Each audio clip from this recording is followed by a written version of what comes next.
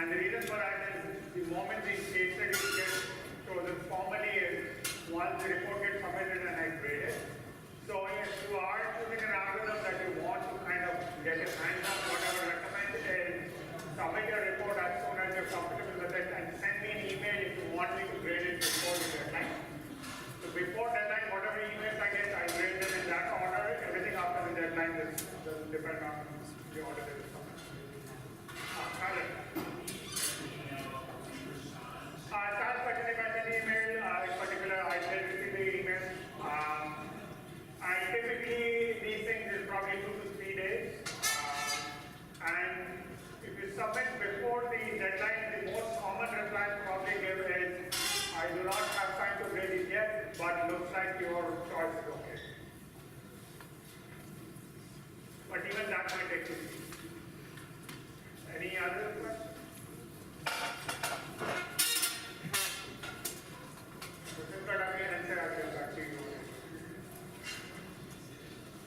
All right, in case you lost track, our next Monday is the first quiz. It will be the first 10 minutes of class, so from 1 to 1:10. And then we have 5 minutes break, and then the normal lecture will start from 1:15. There will be 2 more questions. If you want to know what they look like, you can look at the sample breakdowns, which are also up. So they will be not next week, but the week after that, Monday and Wednesday are midterm 1 and midterm 2. Midterm 1 is a bunch of 2 questions, midterm 2 is kind of long form questions. And again, they're, to get to know the format, please do go through the samples, midterm 1 and 2. There is a relatively long course where basically anything that you would like to ask about the midterm and I can answer, which doesn't include what will be on the midterm course, but questions like what topics and all that stuff is all there in this course. Short answer is pretty much everything till the end of whatever we start today. So I think we'll finish the stuff that's under the midterm most probably Wednesday, if things go a bit slow, then maybe Friday. So thank you very much. Any questions?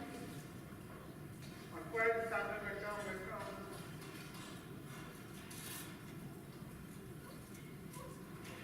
Oh, as a reminder, for both the quiz and the midterm, you can have one just a normal size paper. You can have stuff on both sides. All right. What I'm also going to do throughout the semester is some of the questions that are on your homeworks, mostly the question 3s. They come from certain reason. I just didn't dream them up. And so if you're interested, there's stories about why those questions were there. In many cases, that were because that was the starting point of some research that I'm currently doing. So for example, question 3 on homework 3, if you're interested, there's a post on PRT. All right, reading assignments, section 3.3, 3.4, and 3.5. So these include things like computing all connected components of a graph, checking whether a graph is bipartite or not. That is, can you kind of assign colors to all nodes in a vertex, let's say red or blue, so that the edges are only between red and blue. Okay, so there's no edge between red and red or blue and blue. Okay. And it turns out you can modify the BFS algorithm to solve that problem. So there are many interesting applications of those, which are reading assignments. And as a warning, this does mean that stuff related to this can be on the midterm. Okay. Any questions so far?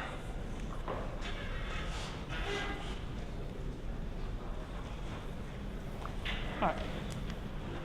So we are going to what, if I remember correctly, is the last section in chapter 3. We're going to talk about directed graphs. So far, everything that we have done, by default, we have focused on undirected graphs. And many, if not most of those algorithms you can change to make work for directed graphs too. But now we're going to talk about problems where undirected graphs don't make sense. Okay, so we want to look at problems where the graphs are modeling some asymmetric relations. If there's a relation between A and B, that doesn't necessarily mean there's a relationship between B and A. Okay. And one of more common things, or one of the things in real life that's used to model directed graphs is precedence relationship. So let's say you want to run a job or your program on a bunch of computers, and since you have to use it in different computers, you break everything up into smaller programs that you want to run on the different computers. But these are not all independent, right? So you cannot run all of them in parallel. You might need to finish job 1 before you start job 2, because the output of job 1 is, say, the input of job 2, right? So then what you need to do is build these precedence relations. And so in general, the way you do it is every of these smaller jobs is going to be a vertex or a node. And if the job U needs to be done before job W, then you have a directed edge from U to W. And this is where the direction is important, right? So say, for example, you want to come to 3:31 lecture. You have to get some sleep, hopefully shower before you come. Attend another lecture, take the bus, have lunch, and then you can put in certain precedence relations of doing some in certain order. That's not to say that the order that I'm going to present is going to be true for every one of you, but on an average probably is. So before coming to the lecture, maybe you want to take the bus so that you're here before you can be in NSC 225. Hopefully shower before you come, sleep before you take a shower, and a bunch of other stuff. Okay. The actual directions are not important in the sense that I'm not claiming, as I said, that this is going to be true for all of you. It's just a reasonable approximation of what I thought would be a good set of precedence relations. Are there any questions on directed graphs, precedence relations, and what these arrows mean?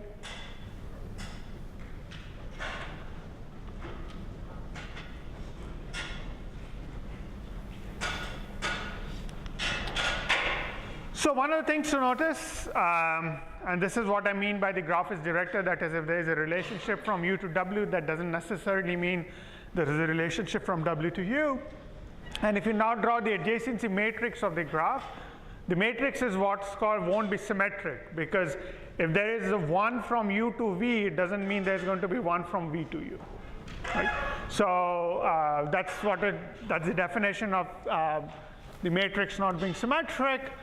And now the question is, how do you represent the adjacency list of a directed graph? Because previously, all the neighbors were the same in the sense that they were just edges and they were bidirectional. But now if you look at a vertex and you look at its neighbors, you have 2 kinds of neighbors, right? One that have incoming edges to you and one that have outgoing edges from you, right?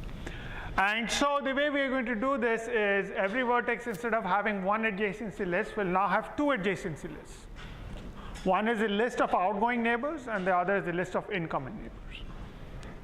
So say, for example, if we are looking at the node corresponding to lunch, the set of outgoing neighbors for lunch is 331.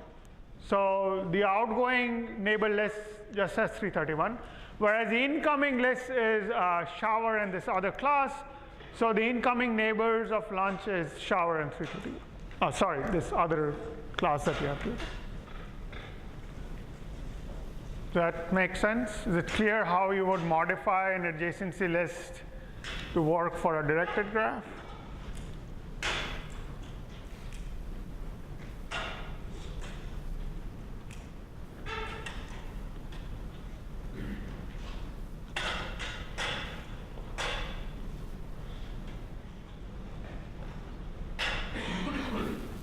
Okay. So a special class of directed graphs that we're going to cover today and Wednesday and maybe a bit of Friday is what's known as a directed acyclic graph. So a directed acyclic graph, as the name suggests, is a directed graph, and B has no cycles. And remember, when I say cycles for a directed graph, it's kind of like in the directed sense, right? So it doesn't have any directed cycles. Is this example a DAG?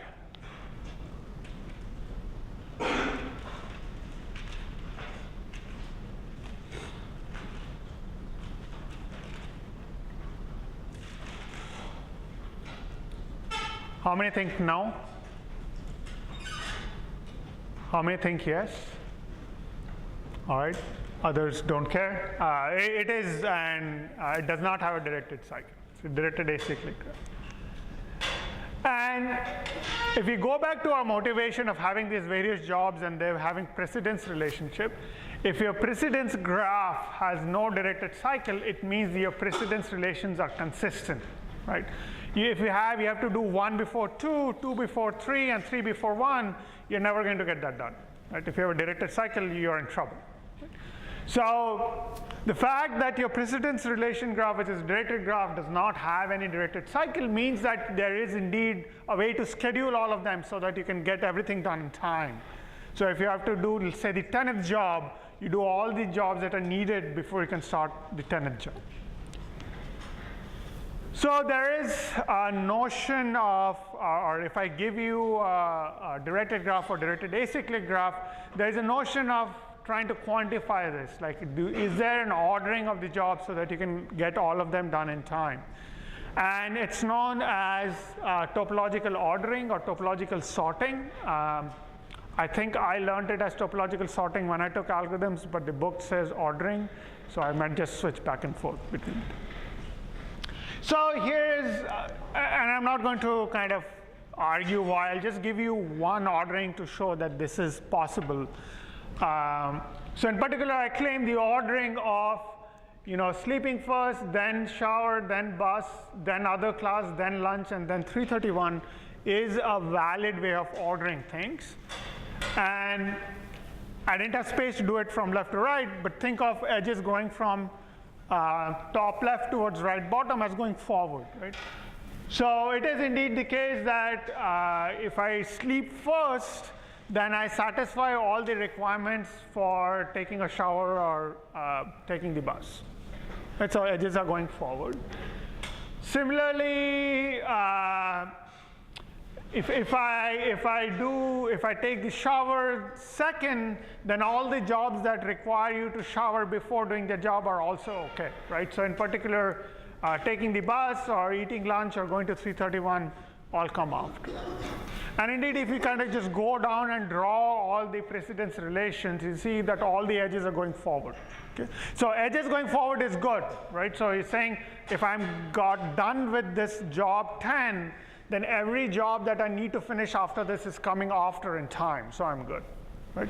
Whereas an edge going back is bad, right? So if you have an edge from the 100th guy to the 80th guy, then that's bad, right? Because you're saying you're going to do the 100th guy later. Are there any questions on this? I'm going to formalize this problem. I'm going to define it again. I'll go over a few examples, but Tyler. So this way of sorting it is so there's no repeats? There's no what? Repeats. Oh, so, all right. So I want to clarify. When I say sort, that there shouldn't be any repeats. So you have, if you have n jobs, then they're just sorted like as n distinct numbers, right? Yeah. If you allow repeats, then things get weird. So no repeats.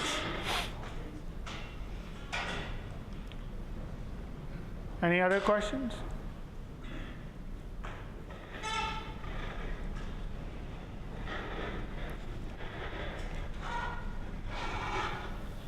All right, so I'll move to the document camera.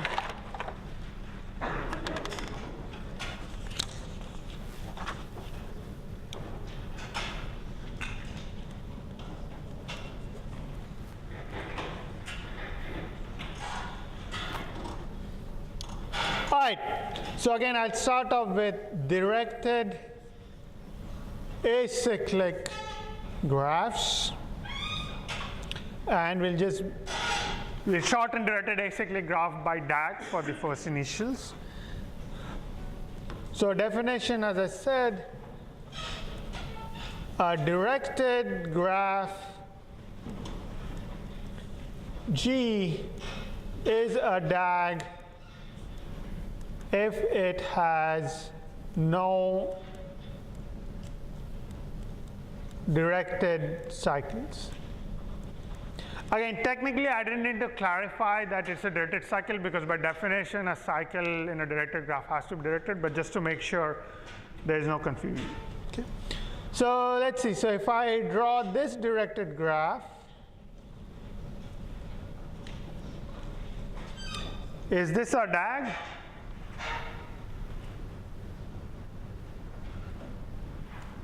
I see at least one nodding head, and John's right. It is a DAG. There is no directed cycle. All right. Now if I change the directions of the edges slightly, so I reverse the direction of this last guy, is this a DAG? No, because now I have a directed cycle.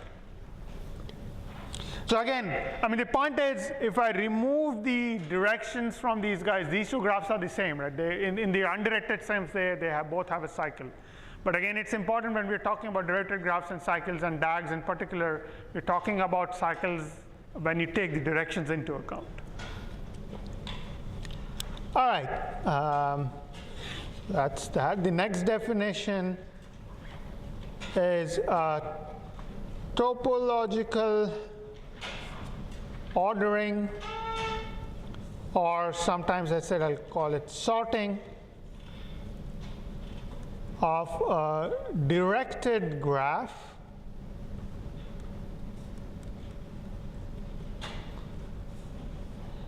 is an ordering of the n vertices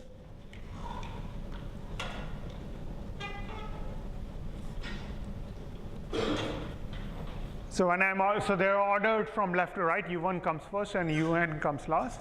And as Tyler asked, these are all distinct. So I take the n distinct vertices and order them. So it's a topological ordering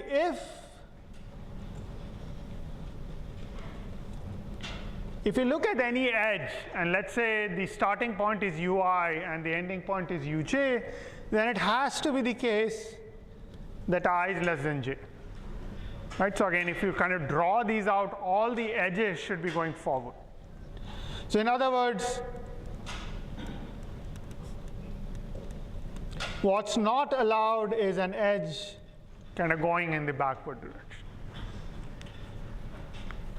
Okay.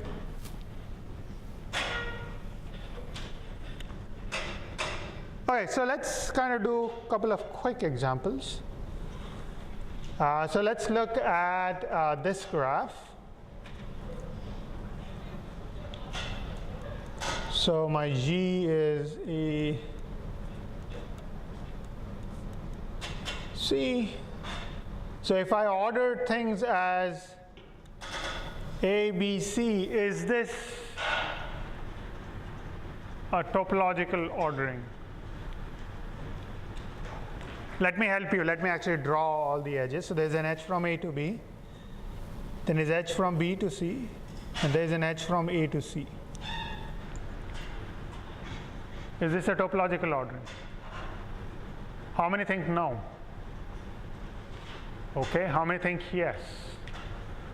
All right, majority is not always right, but in this case it is. Again, the point is, so this you think of as the first guy, this you think of as the second guy, and this is the third guy, and all the edges are from the left end point is the smaller guy and the right end point is the bigger guy.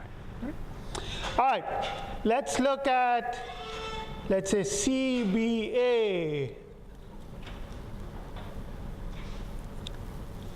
Is this a topological ordering?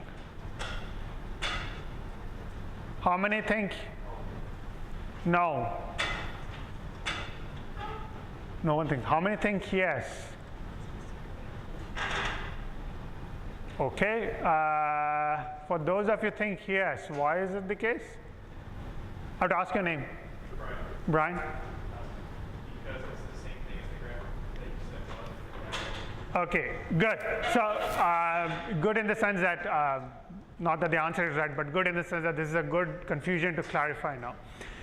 Remember, to have a topological ordering, you need an ordering, right? So the graph can have multiple orderings, and it's not the case that all of them have to be topological ordering. Okay? So to determine whether a given ordering of a graph is a correct topological ordering, you first have to look at the ordering. So let's say I have CBA. Right, so that's the ordering. And this ordering will be a correct topological ordering if all the edges are going from a smaller guy to a larger guy, from left to right. Whereas here, all the edges are going in the wrong direction. So this is not a topological ordering.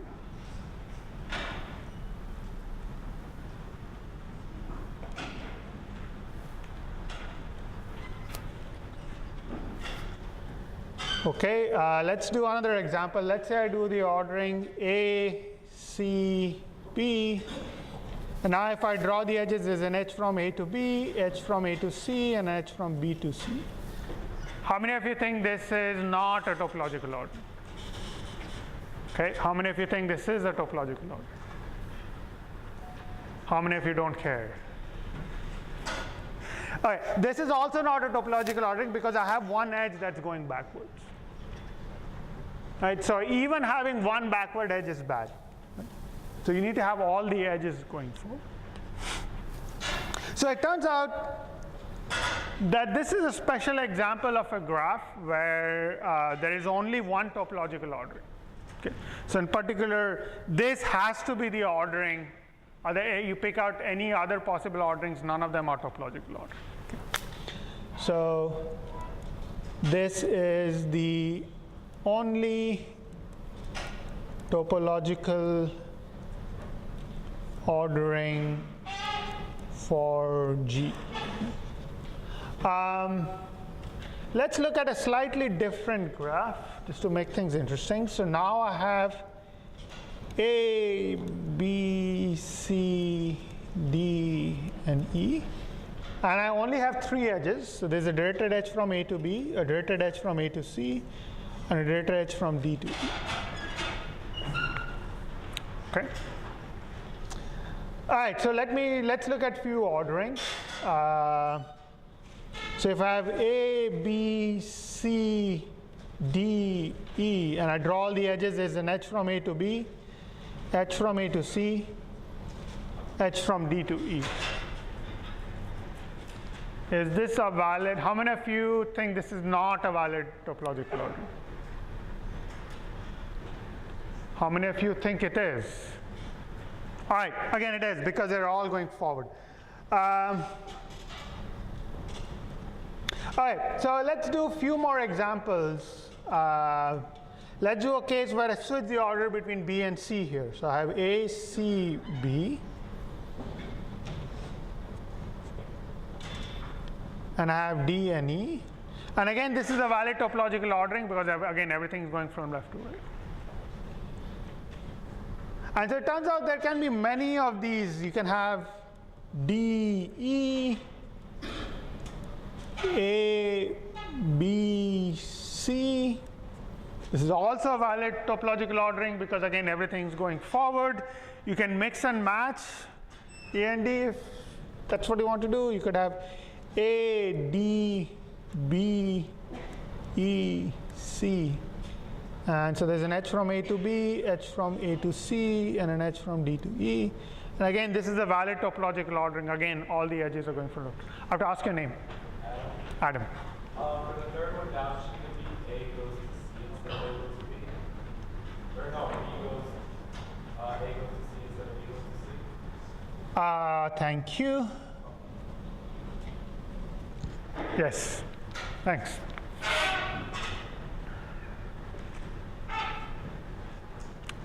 All right, so this is one example where you have multiple topological orders. Okay. Of course, it doesn't mean all possible orderings are topological orderings. So for example, if you have A, B, C, and E and D, then this part is fine, but this part is not fine. Right? So this is not a topological. Okay. So all this is trying to say is there could be graphs, you could have multiple topological orderings. And it's not necessarily the case that all possible orderings would be topological orderings. Okay. All right, any questions on the definition?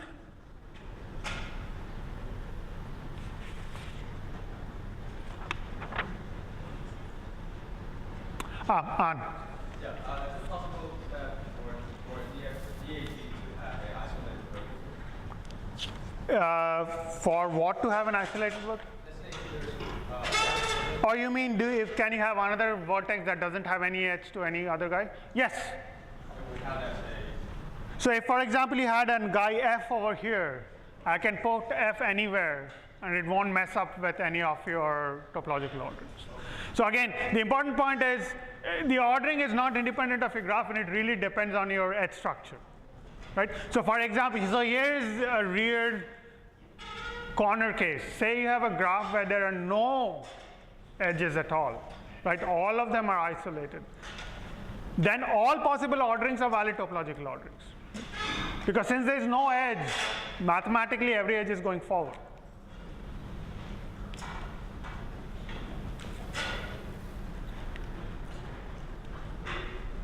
Any other questions?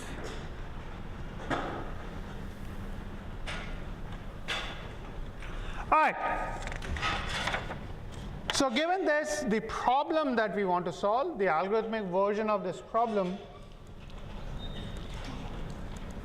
So my input is a directed graph G. And what I want to output is a topological ordering if there exists one. Okay. So output topological ordering if one exists. Now,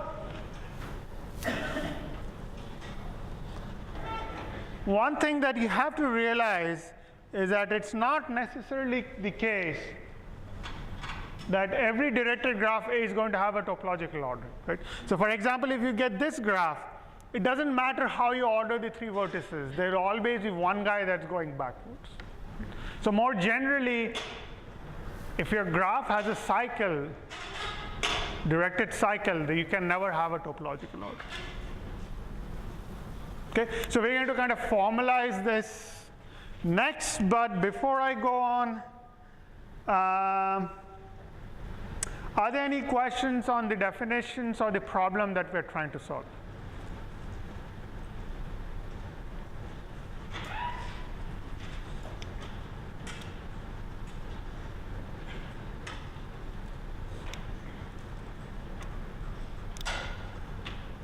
Okay. So the way we are going to kind of solve this problem is we're going to argue two results.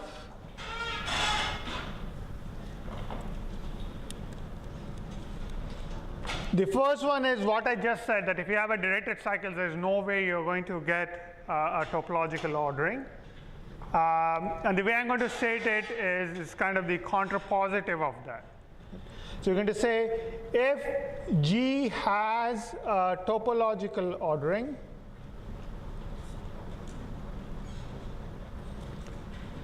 then it necessarily has to be that G is a DAG. That is, it doesn't have any cycle, right? So the equivalent statement of this is if G has a cycle, directed cycle, then it cannot have a topological order. And the next result that we're going to prove is kind of the other direction. So like if your graph is a DAG, you will always have a topological order. So if G is a DAG, that implies G has a topological ordering. So what both of these imply is kind of something that might be intuitive. It says the only way you can arrange all jobs so that everything gets done on time is if and only if the original graph doesn't have any cycle. Right? So that's what these two statements together will be proving.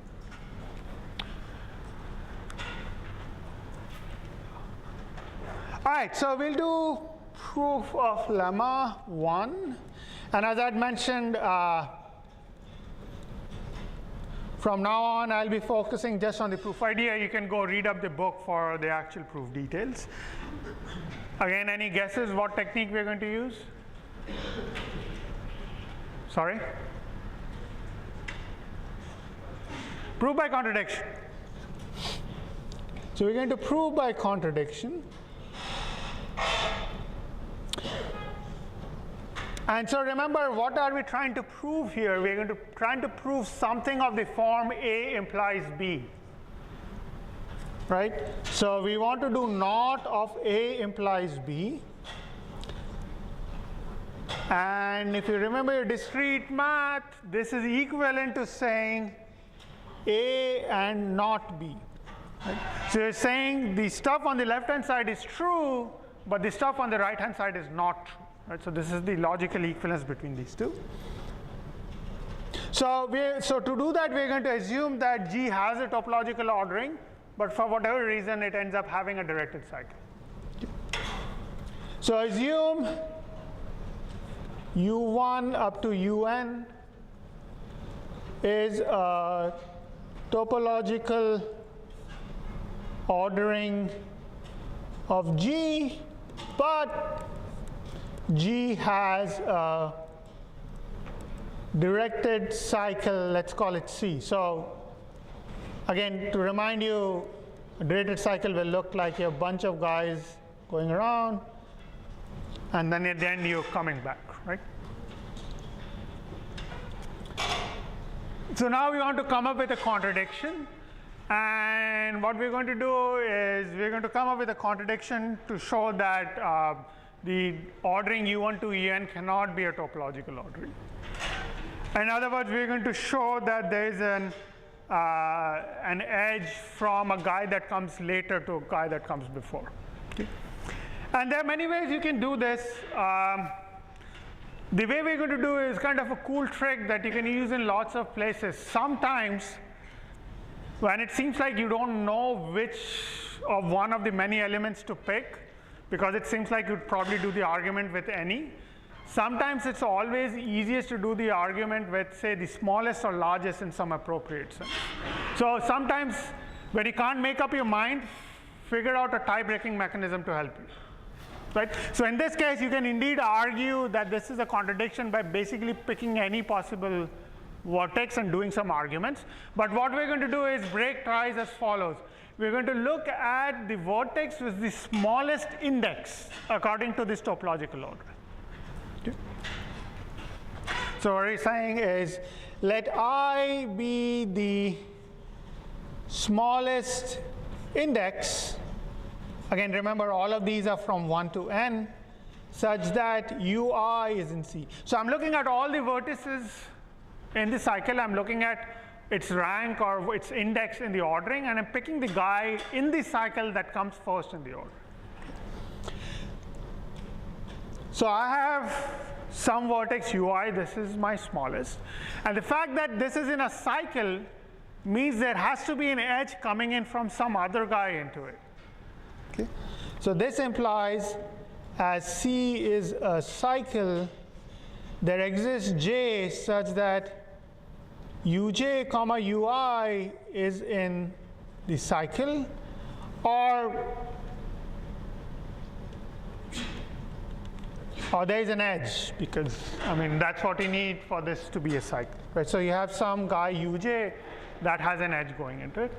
But now we are done, right? By definition, I was the first guy in the cycle that has an ordering, but now you have an edge from a J that's supposed to come later back into I. Okay. But by choice of I, J is strictly bigger than I, and that implies U1 to UN is not a topological ordering. And so that's my proof. I let you talk with your friends for half a minute. Let me know if any questions on any definition so far, or the proof idea of this lemma. If not, we're going to go back to prove the theorem, which will prove the other direction, that if I give you so after lemma 1, we know for sure that there is no hope of getting topological ordering from directed graphs that have a directed cycle. But that doesn't necessarily imply that a directed graph that has no cycle has a topological order, right? Because again, A implies B doesn't imply B implies A, right? So we have to do the other direction. All right, so talk to your friends. Let me know if any questions.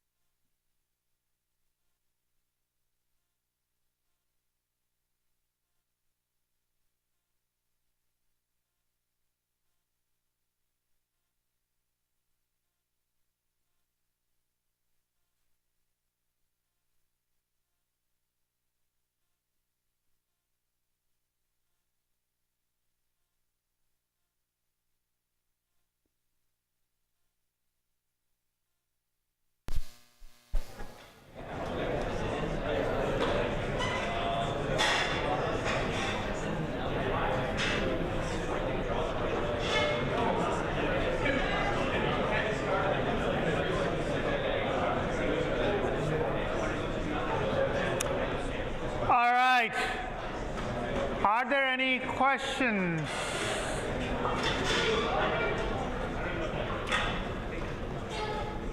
Everyone okay with the proof?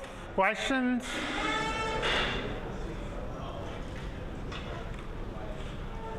Tyler. Alright, so I don't understand the part by choice of I. So the question is, why do I saying, but by the choice of I, j is strictly bigger than I? So here's what I'm using.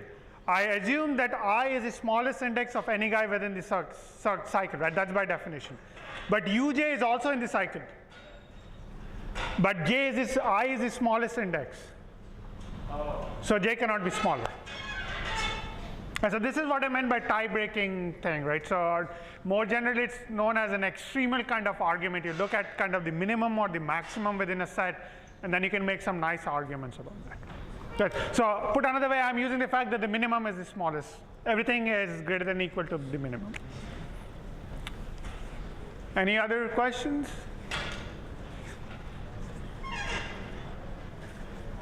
All right, so we'll move on to trying to prove the theorem, which is we want to argue that if G is a DAG, then it has a topological ordering.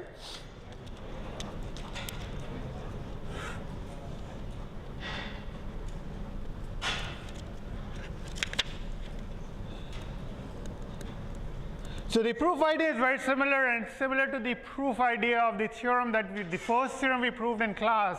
That is, every instance of stable matching problem has a stable matching. The way we proved it is by giving an algorithm. So it's exactly the same thing. We're going to prove that every DAG has a topological ordering by giving an algorithm to compute it. Okay. So we're going to prove via an algorithm which, given any DAG G, outputs a topological ordering. And like it was the case for the Gale-Shapley algorithm, it will give you only one possible correct answer. That doesn't mean that there are no other possible answers. So the way we're going to do it is kind of, again, try to reverse engineer the algorithm and to kind of focus your attention on the way we should think about it.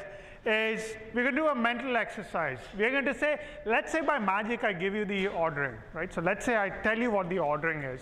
And then let's try to think if there's some property that we can discern from that, right? And then use that property to design my algorithm. Okay?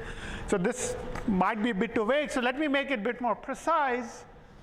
So again, I said we're going to reverse engineer the algorithm. And so I say, let's assume that U1 up to UN is a topological ordering. Okay? So let's assume we have our hands on it. And what I want you to think about, and this is a good thing to think about with your friends, is look at the very first guy. U1 is the very first guy in my topological ordering. Try to see if you can figure out how many incoming edges it can have. Okay? So how many incoming edges can U1 have? And of course, when I say incoming edges, it's in this entire graph. So again, if I tell you that U1 up to UN is a valid topological ordering, what can you say for sure about the number of incoming edges to the very first guy in the order? Talk to your friends for half a minute.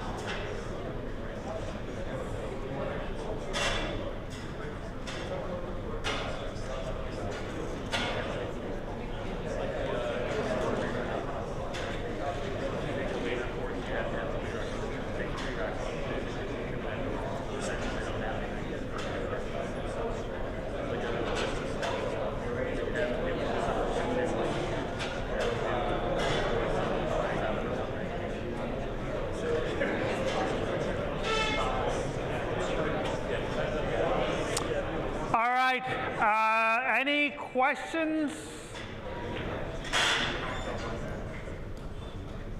If not, then what's the answer?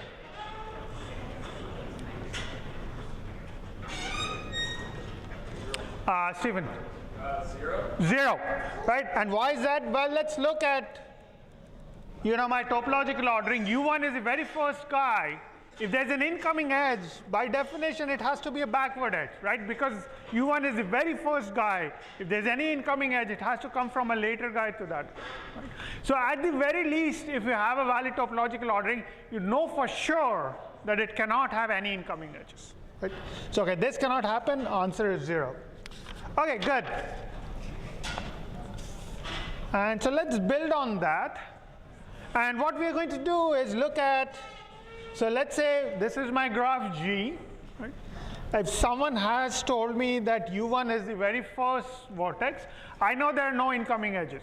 Right? So every edge that is incident on U1 has to go out like this.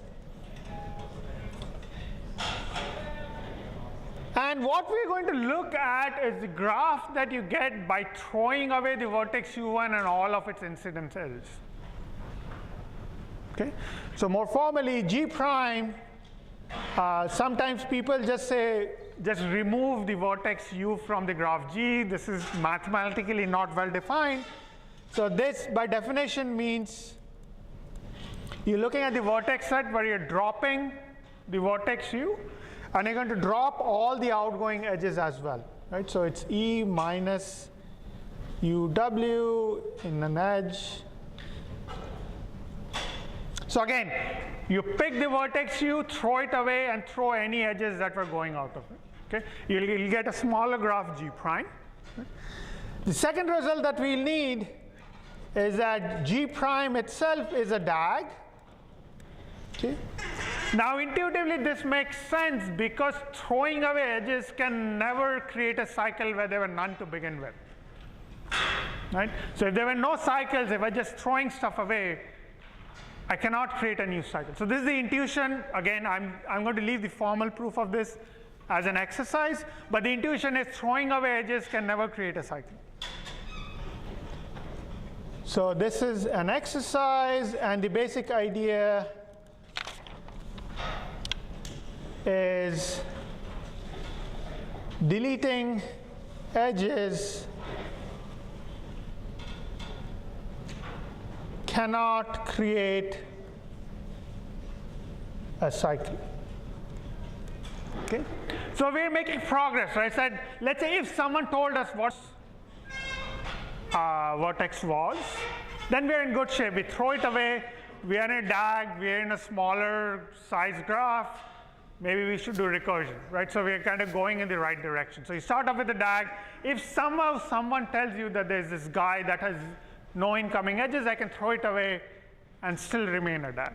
Okay? So it turns out that there is another lemma which says if you have a DAG, then this observation that we made, right, that this was a conditional thing. This said if someone gives you topological ordering, there exists a vertex with no incoming edges, but it turns out it's something much stronger. Even if your graph is just a DAG, that is enough to argue that there exists such a vertex. Right? So lemma 3 says if G is a DAG, then there exists a vertex U with no incoming edge. So we're going to prove this on Wednesday, but let's assume this is true. So here's what we know. We know that if I give you a DAG, assuming lemma 2 and 3 and lemma 2 and 3 are 2, we know the following two things. If you give me a DAG, there always exists a vertex U that has no incoming edges. The second lemma says if I throw that vertex away, whatever remains is still a DAG. So again, you start off with your big guy, you have one vertex that has no incoming edges, throw it away, you have something that's another DAG, which means the smaller guy will again have something that has no incoming edges. Throw it away, you get something smaller, which is again a DAG. which again will have a vertex which has no incoming edges. So you keep on doing this for. So this gives rise to this natural, you can call it iterative or recursive depending on what your mood is, but the basic idea in the algorithm is just recurse. Yeah. So I'm going to write down the algorithm because it's fairly simple. So I'm running topological ordering on this G, and we're going to assume that G is a DAG because that's given to us in the statement of the theorem.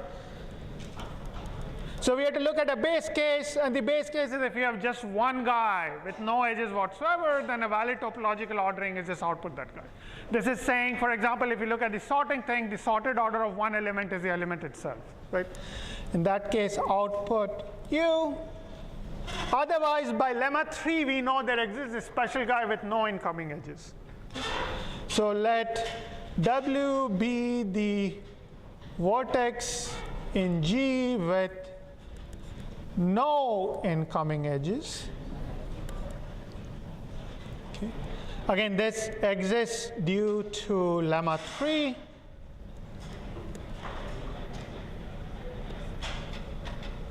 Then I build this new graph where I throw away W, and by lemma 2, I know that this new graph itself is a DAG, so I can recurse. So then what you do is you output the ordering W because it has no incoming edges, great candidate to come first, followed by whatever you get from the remaining. But again, if you unpack it, the way it's going to happen is, again, you're going to have this vertex U that has no incoming edges. That's the first guy. You get a smaller DAG, which by lemma 3 will again have an incoming edges, a vertex with no incoming edges in the smaller guy. Right? You put that second, and you keep on shrinking the guy. And so you're going to call this function recursively n times, and you're going to get an ordering at the end. Okay. So what we're going to do on Wednesday is prove lemma 3, and then we're going to argue the runtime of this. It turns out you can do this also in linear time in order m plus n. Sorry for running over a bit. See you Wednesday.